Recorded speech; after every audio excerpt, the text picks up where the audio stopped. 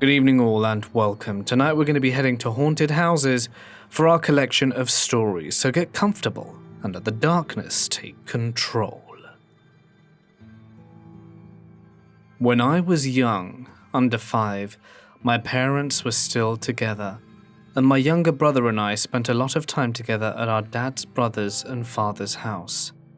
My dad's brother had 4 kids, so we spent a lot of time there with our cousins. There was a bedroom that was converted into our playroom, just a smallish room with lots of toys. We would always have weird feelings in there, but one time in particular, a few of us were standing in the middle of the room, when all of a sudden, the toys started moving on their own. Items pushed far into a shelf, moved forward before falling off to the ground. It all happened in slow motion, like an invisible string was pulling everything to the center of the room. We were creeped out to say the least, and told the adults, who somewhat dismissed it. Another time, I was playing with a stuffed lion in the playroom. I put it in this little wooden shelf and locked it. I went out to the living room where everyone else was, then went back to the room to find the shelf unlocked and the lion 3 feet away from the door. I was around 4 at this point and remember being angry at whoever was moving it and started asking everyone back in the living room if they had done so. They said no, and to ask our cousin. My older cousin, who was 10 at the time, was in his room with music playing loudly and was annoyed that I had even knocked on his door. It certainly wasn't him. One of the scariest memories I have was in this house as well. I just get chills thinking back to it. I was sharing the bottom bunk with a cousin of mine. The door was open and faced out to the hallway. I'll never forget the dark silhouette of a man turning from the living room down this hallway and started walking down the hall towards us. We were both awake and looked at each other scared. He had red glowing eyes and was very tall, but somehow resembled our grandfather's figure. He looked as if he was staring at us down the hallway and then stopped and turned into the playroom. We told our dads about it the next day, and I remember my dad picking me up to explain how tall he was. My parents divorced and I haven't seen my father in over 15 years. My biological grandfather is dead, and I don't communicate with those cousins anymore. All that I know is that I never want to see that house again. During my senior year of high school, I found myself living with my aunt to wrap up the final 3 weeks before graduating early. The household consisted of my aunt, her husband, and my 11-year-old cousin, Harriet, and myself. The setting was a rural area, and the house, a relic from the era of slavery, stood tall with its 2 stories. It had a main staircase leading to my aunt and uncle's room, and one shared by me and my cousin. A balcony nestled between the 2 connected them. Additionally, a second staircase led to what was called the servants' quarters, a part under construction separated from the rest of the house and accessible only through that particular staircase. One day while under quarantine due to my father contracting COVID-19, I found myself home alone. My cousin, aunt, and uncle were hours away picking up my other cousin from the airport with her husband. My cousin Harriet had often pestered me with tales of 2 sisters who owned the house during its plantation days, insisting the house was haunted. Though I usually dismissed these stories, that made me question their validity. It was in the early afternoon around 3 p.m, still light outside, as I immersed myself in drawing and music on my laptop. I had my headphones on, playing music loudly enough, though it sounded like a speaker if I were to take them off. This was my usual routine when alone. However, on this particular day, a loud thud interrupted the music, even through my headphones. Taking them off, I looked up, suspecting a squirrel or some critter. When the noise persisted, I put my headphones back on, only for the thud to return a few minutes later.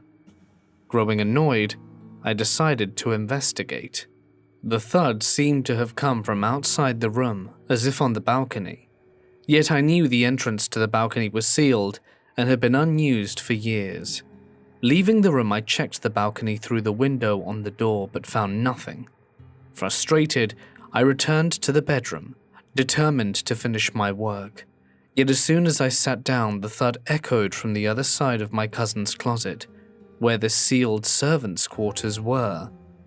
Thinking my family had returned, I decided to take a break, and as I descended the stairs to investigate, there was no car in sight. I was still alone. Suppressing my instincts to flee, I ventured upstairs to the sealed area. In the pitch-dark space, illuminated only by my phone's flashlight, I saw a woman walking in a perfect circle, thin and tall with dark, stringy hair and a tattered dress. She stopped abruptly when the light hit her. The sound of her neck cracking filled the eerie silence as she turned to look at me. I raced down the stairs, locking the door behind me. There was desperate pounds against the door as I sprinted to the bathroom, locking myself in and curling up in the bathtub. Terrified, I called my aunt, who never answered. I stayed in the tub until my family returned, emerging only when I heard them calling for me. I recounted the terrifying encounter to my aunt, to which she casually responded, "So you met Maggie? Don't mind her, it's best to ignore her. She won't hurt you, she just likes to try and scare people." To this day, I've never encountered Maggie again, and I refuse to spend the night at their house. They've since connected the servants' quarters to the top floor and removed the wall between Harriet's closet and the eerie space, creating a connection, which I personally am hesitant to explore. The ancient history of my grandfather's house, standing for over 200 years, is marked by a tapestry of mysterious events. Originally offering refuge to soldiers during World War II, the shadows of their presence still linger, with one soldier disappearing without a trace. The house later served as an old restaurant, adding layers of history and intrigue. About 4 decades ago, my grandfather stumbled upon an old cross discarded in the trash. Little did he know that its restoration would unleash a series of inexplicable occurrences. After weeks of restoration, the atmosphere within the house shifted dramatically. Mary and Jesus pictures swayed without any apparent cause, and the entire house trembled as if stirred by an unseen force, despite the absence of wind or earthquakes in Bavaria where the house stood. Mysterious sounds also emanated from the basement, further adding to the enigma. In an attempt to distance the unsettling events, my grandfather affixed the restored cross to a nearby tree. Since then, an eerie fog perpetually surrounds the area near the tree. The supernatural occurrences, however, escalated when my grandmother succumbed to cancer. A particular incident following her passing was a call from her disconnected phone to the living room, where only labored breathing echoes could be heard before the connection was abruptly severed.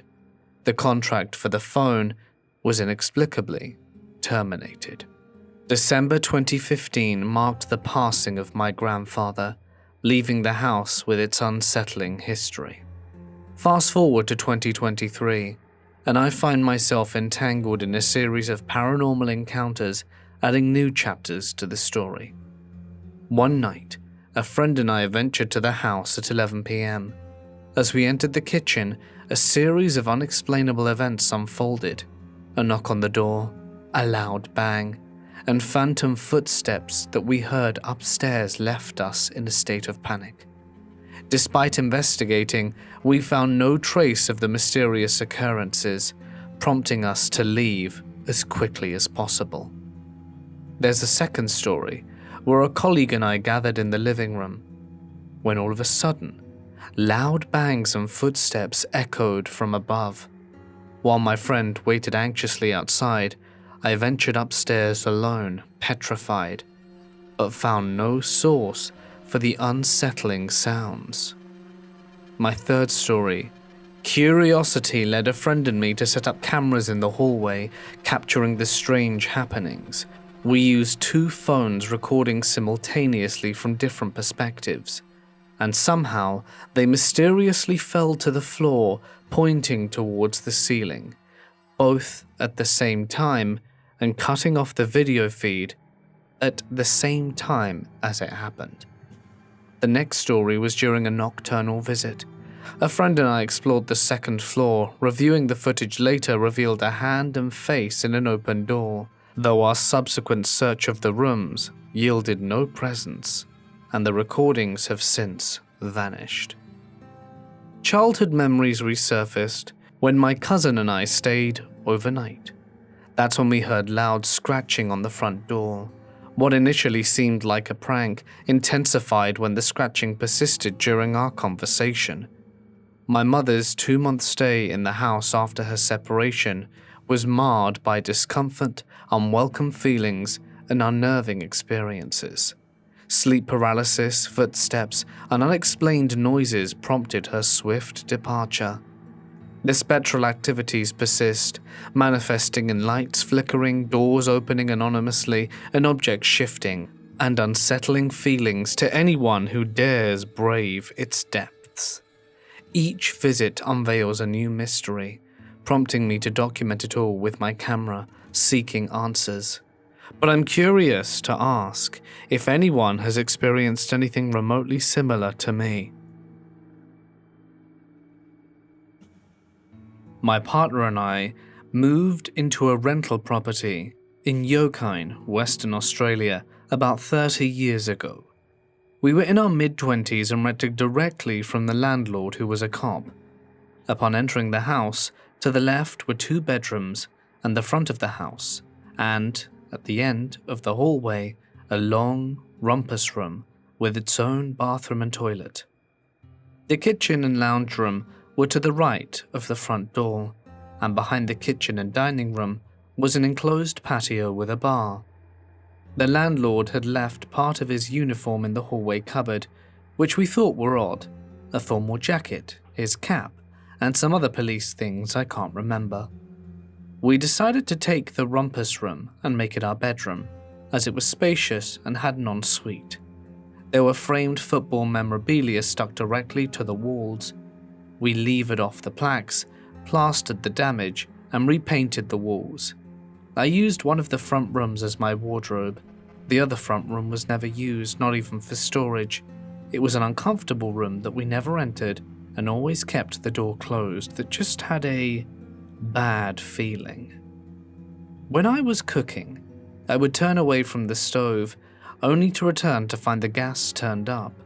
I would complain to my boyfriend to stop messing with my cooking, but it wasn't him. When we were in the lounge room, we would hear noises from the kitchen cupboards and put down baits, thinking we had rats. But the noises never stopped, and the traps were never triggered. We had a friend over one night, and at some stage he started furiously waving his hands over his head. We asked him what was wrong, and he said there was some sort of electrical thing over his head. My boyfriend and I just stared at each other. We had never mentioned it, but we had both experienced it too. It was somewhere between radio static and an electrical hum. From time to time, the sound would appear like a cloud of noise over your head. One day I noticed that this weird green kind of slimy mold was all over my shoes. None of my other clothes were affected. I looked at my bike, which I also kept in that room, and it was also covered with his weird mold. I've never seen mold grow on metal before or since. My armchair in the back enclosed patio was covered in this mold. No other piece of furniture in the entire house had the mold. Our cat was missing for a day. I searched high and low and eventually found him dead behind the bar in the patio area. This was interesting, as he refused to ever go there. So why would he crawl there to die? One night my boyfriend fell down on his face in the lounge room. I was terrified, as he was obviously in a great deal of distress. I called an ambulance and was taken to hospital. He had suffered a heart attack in his mid-20s. We had enough and decided to move out. As we were loading our van, the man across the road came over for a chat as we'd become friendly with him. He said that no one ever seemed to live in that house for long. He said that the cop who bought that place was only there for 2 weeks before he took off. He then told us that years ago his best mate lived in that house. He was a bit of a bugger who hated women, authority, and cats. But he loved his football. He worshipped it, and died on a grand final day when he fell down and died in the lounge from a heart attack. So is this a ghost story, or an unusual set of occurrences? Only you can decide. What I can tell you is that I slept so well once I moved away, I didn't even realize how poor my sleep had been until I was gone. I think we pissed off the entity when we got rid of his memorabilia. I think he hated me. I think he killed my cat. And I think he affected my boyfriend. When I tell you this house has frightened skeptics, I mean it. The number of times I've been chased down the hall by something only I can hear, the voices mimicking family members from around the house, especially from the closet.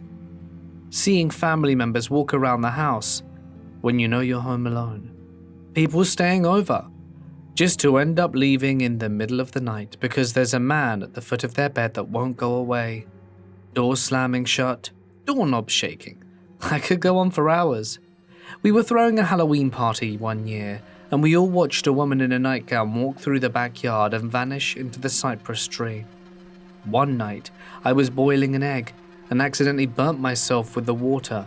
Clear as a bell, I heard someone say, "Stupid cow," whispered from the dark dining room. And that's even without getting into the tapping on the windows and doors that if you go check will lead you on a wild goose chase all over the house, and the black spots on the walls by the stairs where a black head comes through the wall sometimes. This is my spouse's childhood home, and when they were little, it was way worse. They were kicked down the stairs a lot. My mother-in-law was carrying them down when they were a baby, and she got pushed down the stairs. Had she not instinctively curled around them, they would have been killed. Both of us have woken up to the feeling of someone getting into bed with us right in the middle of us. One time a friend of my spouse's was sleeping on the couch downstairs, and she ended up sleeping in her car because she kept getting grabbed and hit. We don't even know why it's this bad. There haven't been that many owners, and as far as everyone knows, no one has died in the house. But my spouse was good friends with the neighbor's kid when they were growing up. Apparently, their house is also pretty scary. The house seems to add ghosts with time. We've always been cat people. My spouse always had cats, and it seems a few of them have stayed because we see them walking around the house a lot. It's honestly the most light-hearted thing that goes on here, and they aren't shadows either. You can tell which cat it is because of how clearly we see them. Their grandmother passed from COVID in the early days. She was a mean, miserable and scary woman, and since her passing really late at night / early in the morning, we see her wandering around upstairs, hunched and small, like she was in life. One night last December, I was up late, sick. I went to the bathroom and the doorknob started to rattle. Because she used to do that just before opening it. We always locked it, and I've never gotten out the habit. It rattled and shook until I said her name. "Helen, stop it!"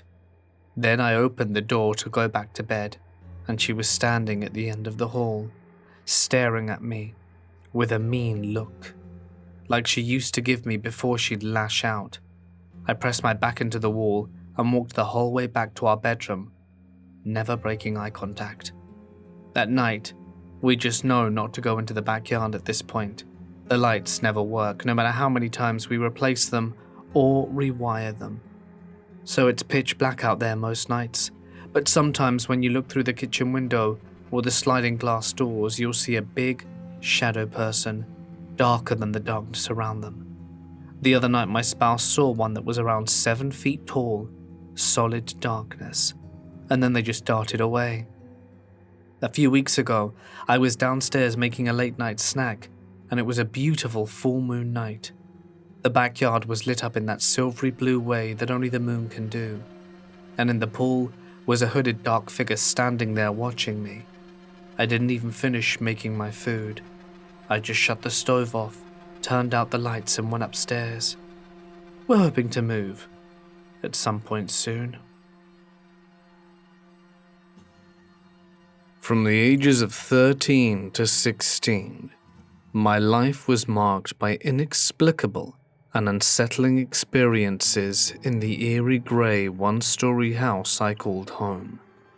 Nestled near a railroad, the place had always exuded an odd vibe, making it difficult to feel at ease. Whether it was the perpetual chaos within its walls or something more supernatural, an uncomfortable tension lingered. Strange occurrences became commonplace. Footsteps echoed through the halls, and whispers floated in the air. At first, I dismissed them as a product of my overactive imagination, for I was no believer in the supernatural. However, one particular night shattered my skepticism. It was 3 a.m, and though my sleep wasn't too deep, I was abruptly awakened by a blood-curdling scream directly in my ear. It felt as if someone had positioned themselves next to me, unleashing a terrifying sound. My immediate thought was to check on my niece and mother, sleeping in the adjacent living room, suspecting one of them may be in distress. But to my surprise, they were both peacefully asleep, oblivious to the scream that had pierced the night. As I returned to my room, a chilling sight awaited me. A black shadow figure sat on my bed, its attention fixed on the spot where I had been sleeping. When it turned to face me, its eyes were pure white, no iris or pupil, just an unsettling void. Attempting to rationalize the situation, I convinced myself that it was a trick of the dark. However, as I neared my bed, the figure rose and silently advanced towards me. A sense of dread enveloped me as I realized this was no mere illusion. The figure, with its figureless silhouette and haunting white eyes, met me halfway between my bed and the door. Just as I grasped the reality of what stood before me, it began to fade into nothing, and in the blink of an eye it was gone, leaving me bewildered and on edge. As I lay there, attempting to shake off the encounter, the unsettling atmosphere persisted. Faint scratching sounds on the walls only added to my unease, but I chose to ignore them, desperately trying to drift back to sleep. The next morning, I cautiously approached my niece and inquired about her night. She reassured me that she hadn't experienced any nightmares. Hesitant to reveal the full extent of my nocturnal ordeal, I shared only the part about me checking on them. My mother, oblivious to the supernatural, appreciated the gesture but dismissed any notion of a scream. As time passed, it became evident that my haunting experience was not isolated. My sister recounted sightings of an old woman darting in her room, and her face appeared in the glass doors by the fireplace. The landlady's deceased mother, who had lived in the house before us, was the likely candidate for the haunting. We eventually left that particular house, and with our departure, the paranormal activity ceased. Though 7 years have passed, I still wonder if the supernatural entity followed us to our new residence. Fortunately, the ambience here is markedly different, devoid of any eerie signs despite the passage of time. The memories of the old house linger forever though, etched in my mind, as a place where reality and the paranormal intersected in mysterious ways. When I rented a house in Waterbury, Connecticut, I came to the delightful discovery that it was haunted. Shortly after I moved in, my roommate and I became aware the house had a problem. The rear family room was temporarily half filled with unpacked boxes from the move. I was in my bedroom upstairs on the left side of the hallway, and my roommate took one of the bedrooms on the right. I heard the entry door open and slam shut, followed by footsteps on the tiled floor, and the sound of a little girl sobbing. Weird. Goosebumps went up my body, and all the hairs on my arms and neck raised up. I held my breath and listened more intently.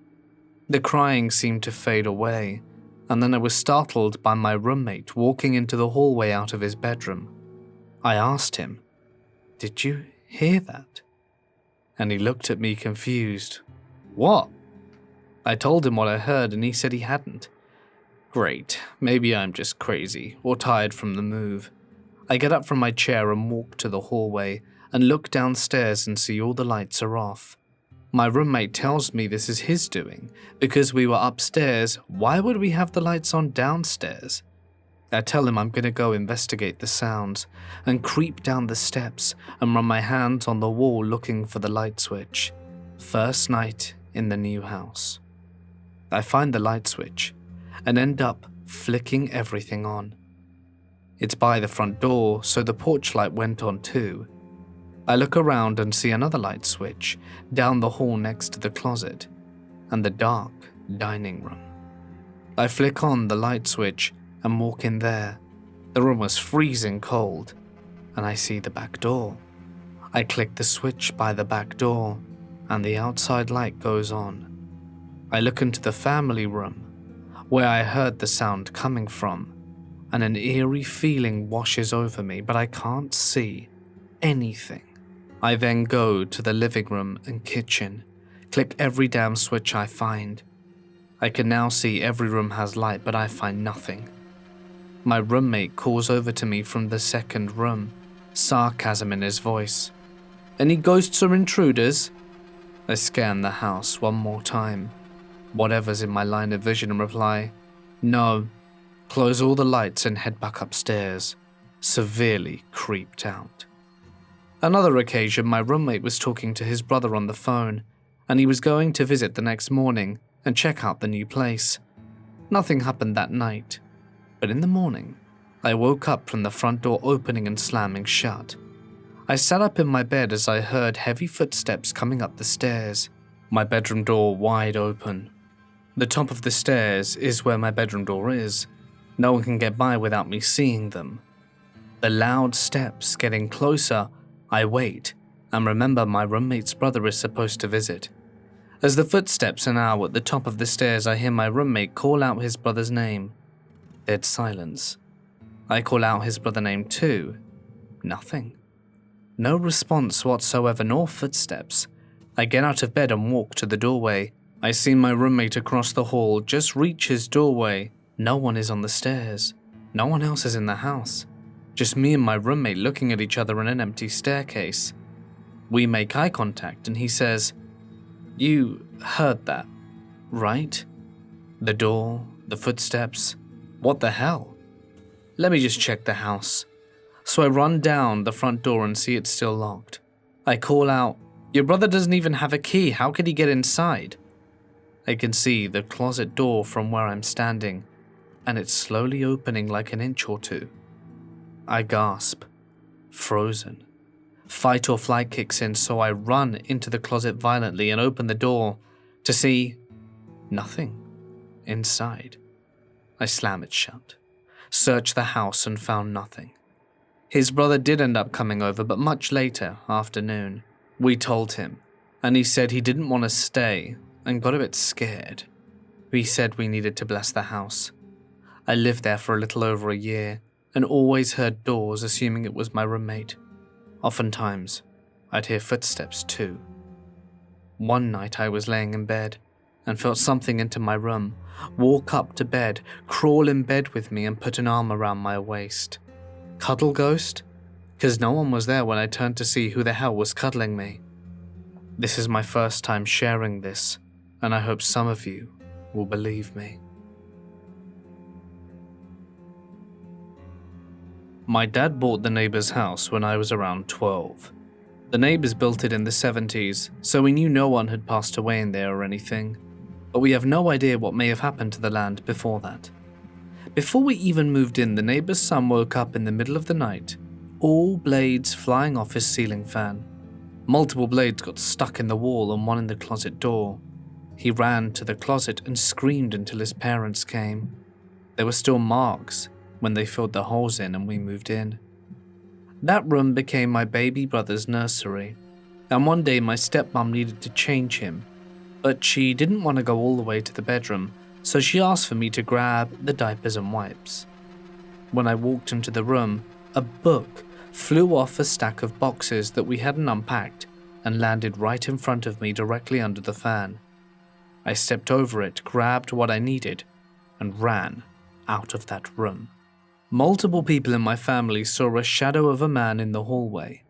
The hallway was a long L-shaped hallway with only 2 lights. Me and 2 of my brothers slept in that room, at the very tip of the short side of the L. My dad's room was across from ours, and my baby brother's nursery was in between.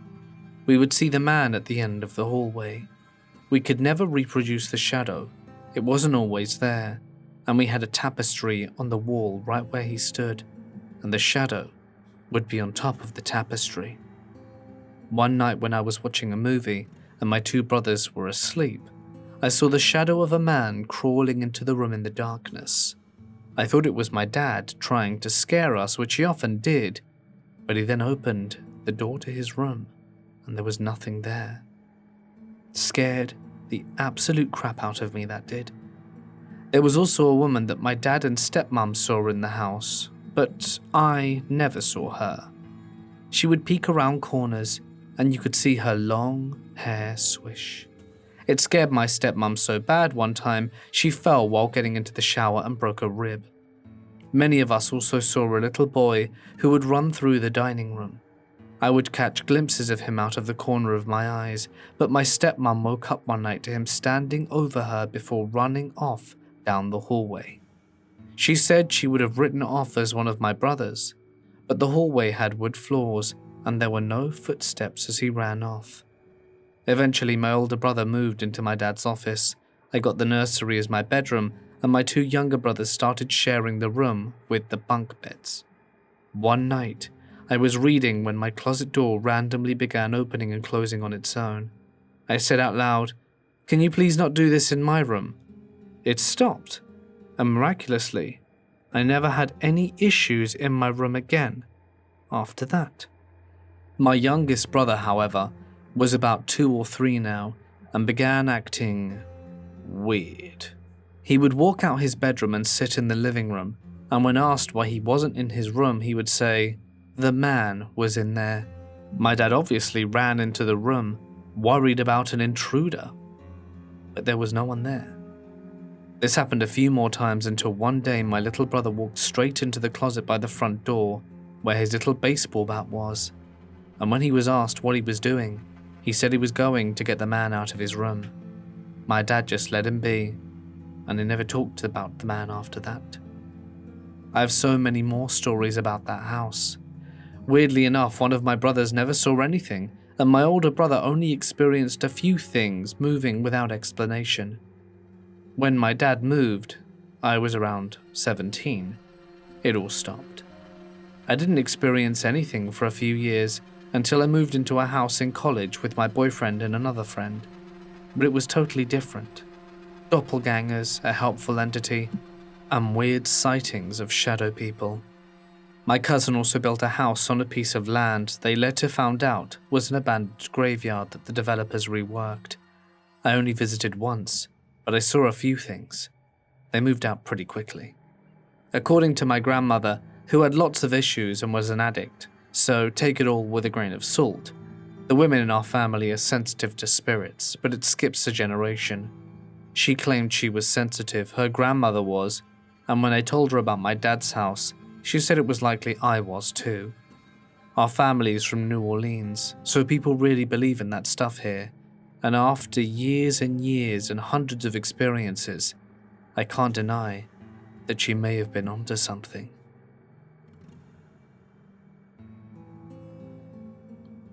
I first moved into my college home when I was 19. The house was built in 1926, and I live in a pretty sketchy area. I would hear, see, and feel things somewhat frequently in the home. It's an old house, I will normally just say aloud that this is my home. I don't welcome anything negative here whatsoever, and then I won't have any other experiences for a few months. I've only ever been truly scared inside the house once. I was in the bathroom, getting ready for a date, and I saw and heard the doorknob of the bathroom jiggle like someone was trying to come in. I assumed my fiancé was just picking on me. I opened the door, and he wasn't there. He was in his office playing computer games. I told my fiancé multiple times about seeing and hearing things. I very frequently get that feeling on the back of my neck, like there's something in the room with me when I'm alone, or I'm being watched. He always just laughs and never believes me. Until this morning, we were both upstairs in bed. I was asleep. He was lying awake on his phone. Both of our dogs were asleep as well. There was this loud thud at about 3:30, maybe just before. It woke me and the dogs up. One of our dogs barked once, and the second was growling. My fiancé immediately jumped up, looked out the window and didn't see anything. He stepped out of the room and came back in, grabbed his gun, and told me to call the cops. The look on his face when he came back into the room told me everything I needed to know. Someone was inside our house. I called the cops. We both armed ourselves and we stayed on the line with the operator. He insists he heard and felt someone walking around downstairs, so much that he had me call the police, and he would never do that unless he genuinely thought someone was actually there. It took less than 5 minutes for 3 cops to arrive, and they had us meet them on the front porch. They came through and declared the whole house, other than the room that had the doggies in it, were empty. They couldn't find anything that could have made the noise. All the doors were dead-bolted, nothing downstairs was touched. The robot vacuum was stuck in the corner, but it wouldn't have made a noise that loud, and I went to check the app, and it had shut off at 3 on the dot. We looked everywhere, and couldn't find anything or replicate the noise at all. He stood at the top of the steps, and had me walk through the house, and he said it sounded exactly like it when I was walking, as if I was trying to sneak through the house, coming from the living room into the dining room. We can't explain it at all. We're used to hearing bangs and stuff outside and creaks in the house because it's old. But he said it sounded and felt exactly like someone was walking around downstairs, and the initial thud sounded like someone slamming on our doors downstairs with a vibration through the house. We do have cameras that didn't pick up any movement, unfortunately. And one more thing. He and I had just talked on Sunday afternoon about how I am convinced the house is haunted, and he denounced it entirely. So what are the odds that this would happen at 3:30 a.m. the following morning, when only he was awake? Has anyone ever experienced anything similar? If you're a cop, would you be annoyed responding to this call? We feel so bad and they probably think we're crazy. But can anyone try and help debunk this explanation?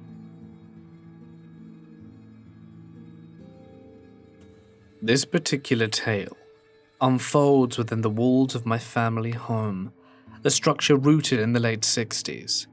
To the best of our knowledge, no one has met their demise within these confines. Nevertheless, the abode is a haven for bizarre occurrences, with items vanishing and reappearing, doors asserting their autonomy, and sporadic cold spots manifesting throughout. An eclectic assortment of inexplicable phenomena. However, my favorite enigma transpires within my room, formerly belonging to my grandparents. Engaged in the task of redecorating and infusing my essence into the space, I faced the challenge of dismantling substantial wall adornments, 3 rather unsettling religious heavy metal engravings, and a sizable wooden cross, a relic I tolerate though it doesn't particularly align with my taste. After replacing these items with my preferred decor, life resumed its usual course, until an eerie incident disrupted the norm. In the dead of night, I found myself abruptly awoken by the discerning sound of minute, weighty footsteps scampering beneath my bed. Pondering the possibility of it being a rodent, I cautiously investigated, armed with my phone's flashlight, ready to capture this intruder on video. To my bewilderment, there was nothing under the bed, and the ominous sound had vanished into thin air. Convinced it might be a fleeting dream, I returned to slumber. However, the same disconcerting phenomena reoccurred the following night and the night after that. Rationalizing that no rat could elude my feline huntress, I took a pragmatic step, restating the substantial wooden cross on one wall, accompanied by my risque literature and assortment of eerie masks. While the decorations exuded an unsettling aura, the mysterious footsteps ceased, leaving me to ponder the peculiar balance between the supernatural and tangible in my enigmatic abode.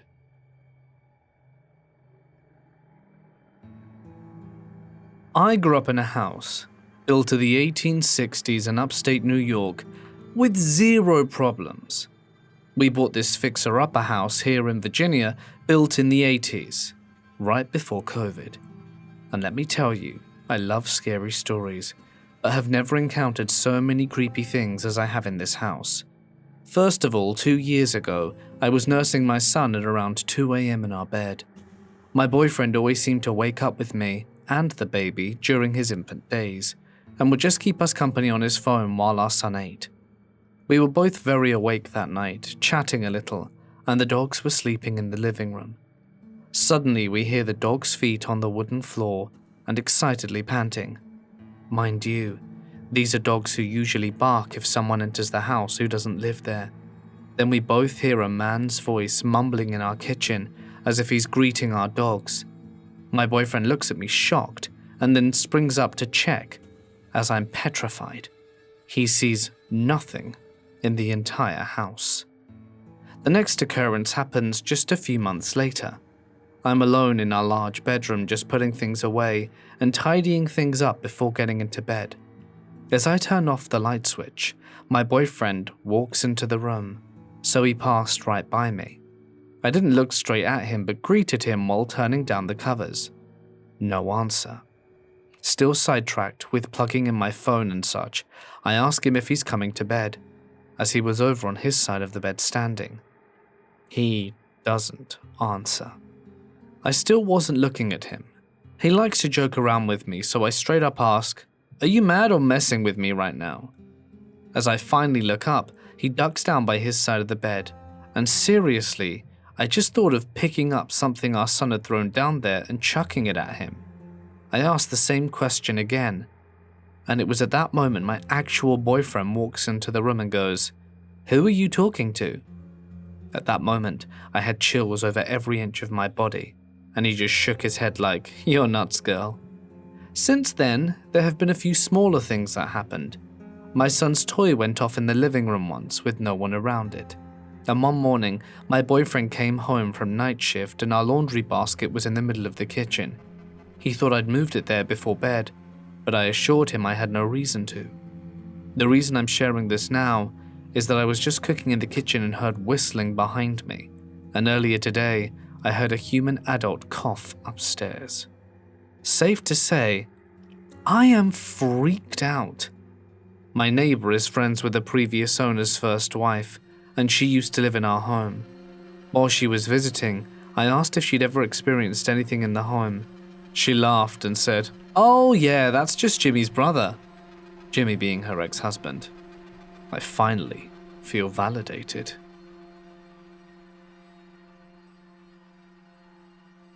I'd like to share the story of my grandparents' house, which is undoubtedly haunted. Erected in 1960, this residence stands atop a cemetery for African Americans from the era of slavery, long abandoned and nestled amidst dense woods. All the houses in this southern countryside are ensconced in the same eerie ambience. While my encounters with spirits date back to my early days, some recent paranormal experiences have heightened my awareness. Mysterious knockings echoing through unreachable corners of the house due to obstructing furniture. My great-grandmother, a 76-year-old diabetic with limited mobility, resides with my grandparents. Her handicapped condition prevents her from generating the knocks emanating from her room. The attic, a place of occasional disappearance of items, leaves my feline companions staring into the void. Though I have heard that animals can perceive ghosts, my paranoia remains within reasonable bounds. A recent incident involving a light falling from the ceiling a mere few months ago, the new and properly installed light inexplicably detached its covering. The puzzling occurrence in an infrequently visited attic lingers in my mind. My more recent ghost encounter dates back to the 4th of July during a family gathering. My cousins, more inclined to impress her boyfriend, engage in a prank near the woods. What began as a jest led us to a white, emaciated figure with disheveled hair. My impaired vision hindered a clear view of its face, but the creature ran towards us after our revelation. Fleeing in fright, I slipped in the wet grass, hastily re-entered the house, and recounted the ordeal to my cousin. The fright escalated when knocks on the door followed.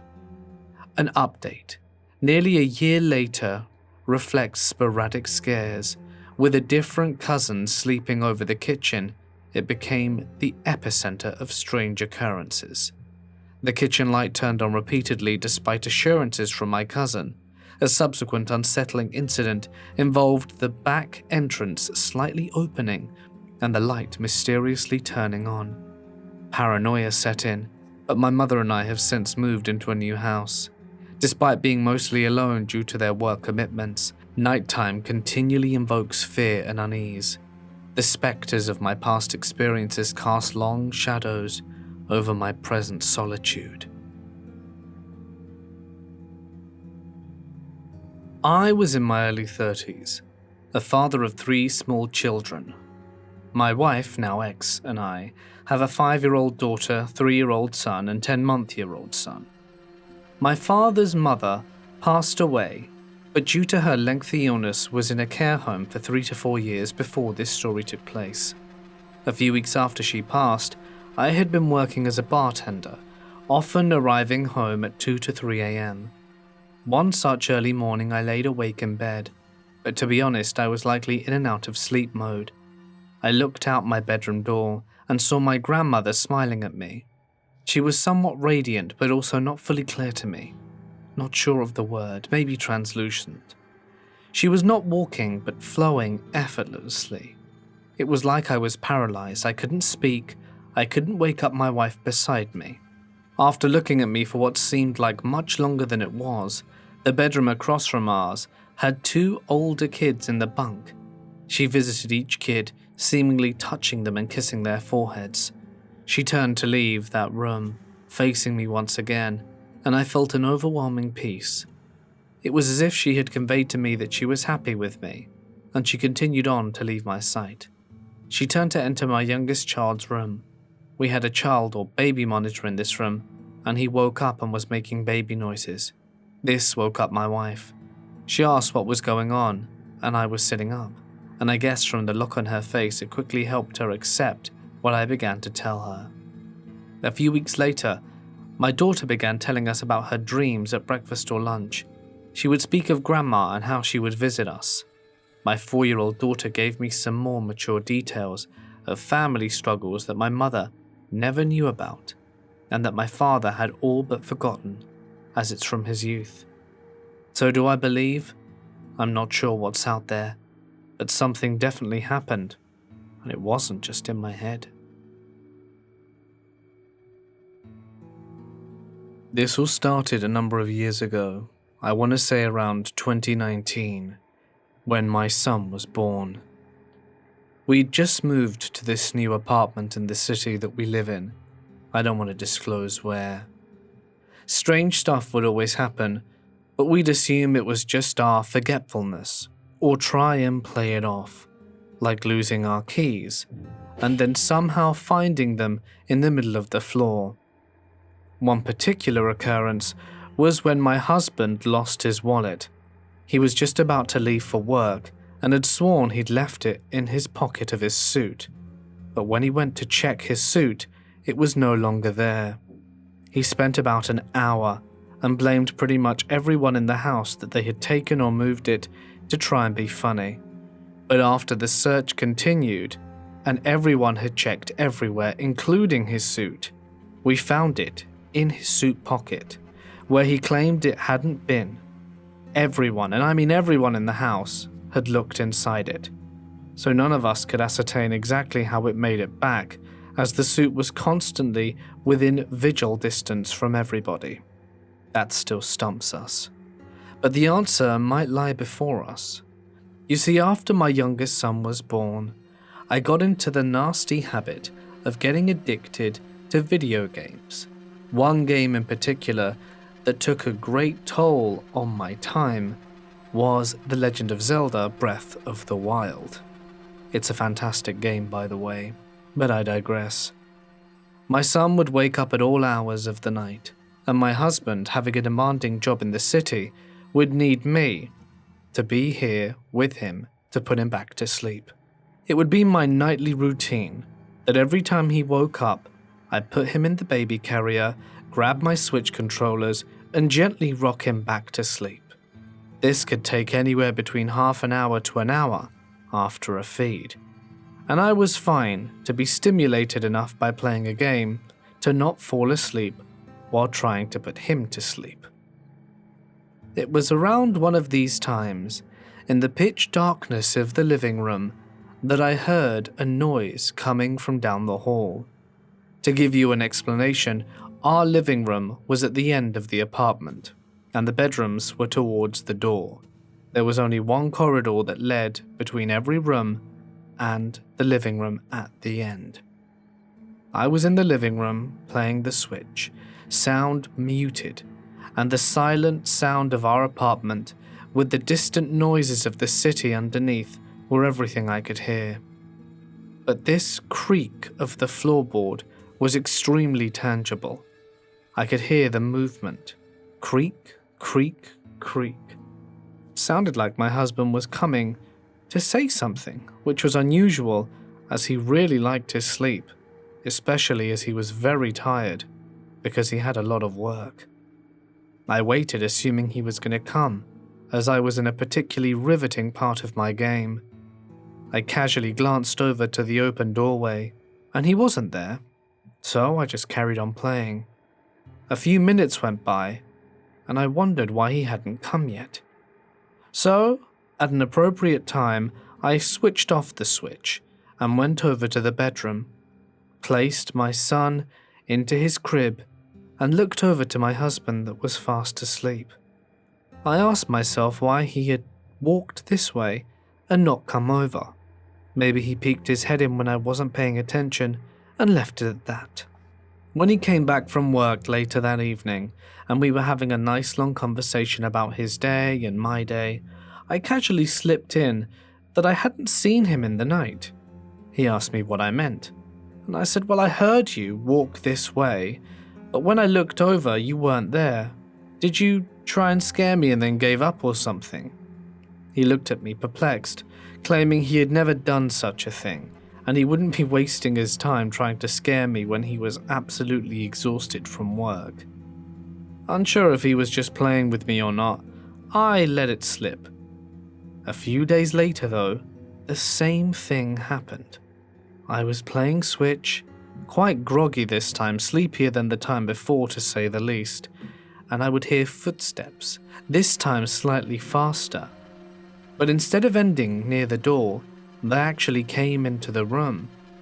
That took me out of my stupor, and I was more awake than ever. The noise stopped just past the open doorway, and I was very, very scared. I ran back to the room, consequently waking up my son, and the screaming started all over again.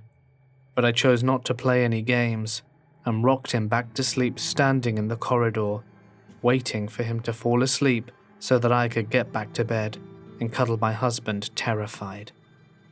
The final thing that happened was actually during the day. I was making lunch for my son and I when I heard someone walking on the hallway. I looked over the hallway, which I had to kind of pull my head back in order to do, and didn't see anyone. As it was daylight, I was more brave than I was at night, and feeling a little bit pissed off, wondered who it could be. For a fleeting instant, I wondered if my son had learned to walk, which would be unlikely as he was very young and hadn't even started crawling yet. I walk out into the hallway and see nothing, but the sound was still approaching me. It was in that moment, I'm unsure if out of desperation or fear, that I screamed that whoever it wasn't funny, and that I don't want it here near me, my husband or son anymore. The sound stopped pretty much instantly, and we didn't have any repeat noises for the time we stayed in that apartment. Hey guys, it's Mort here, and thank you so much for listening. I hope you enjoyed tonight's collection of stories. If of course you did, you can let me know in the usual way. Don't forget that we've got an app where you can listen to even more stories if you are so inclined, completely ad-free too. And if you want to listen to more videos on YouTube, links are on screen now. Huge thanks as always to my amazing members and patrons for their continued support of the channel, and if you'd like to get some additional perks and find out more, links are in the description. But until then, stay awesome, and I'll see you in the next one.